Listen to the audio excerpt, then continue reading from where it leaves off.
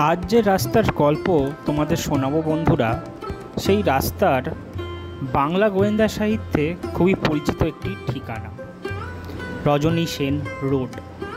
দক্ষিণ কলকাতার মুদিয়ালি অঞ্চলের এই রাস্তার সঙ্গে একদিকে যেমন জড়িয়ে আছে স্যার সত্যজিৎ রায়ের অমর সৃষ্টি চরিত্র লালমোহনবাবুর কথায় ABCD, Asia's best crime detective Pradoshchandra মিত্রের নাম, ঠিক তেমনই অন্যদিকে এই রাস্তার নামকরণ করা হয় আর এক বিখ্যাত বাঙালির নামে।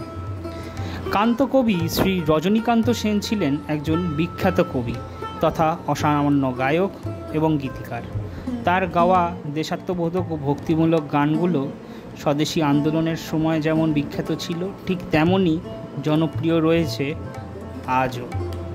তাই জন্যই তিনি ছিলেন বাংলার পঞ্চম সাহিত্য কবির মধ্যে অন্যতম কবি। এছাড়াও রজনীকান্ত সেনের আরও একটি পরিচয় আছে, তিনি ছিলেন আমাদের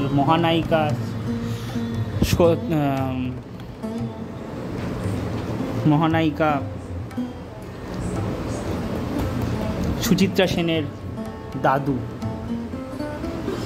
বাংলার রাস্তা, কলকাতার রাস্তাঘাটের নাম এবং তার ইতিহাস জানতে ফলো করুন বাংলার সমাচার দর্শনকে ফেসবুকে এবং ইউটিউব। ধন্যবাদ।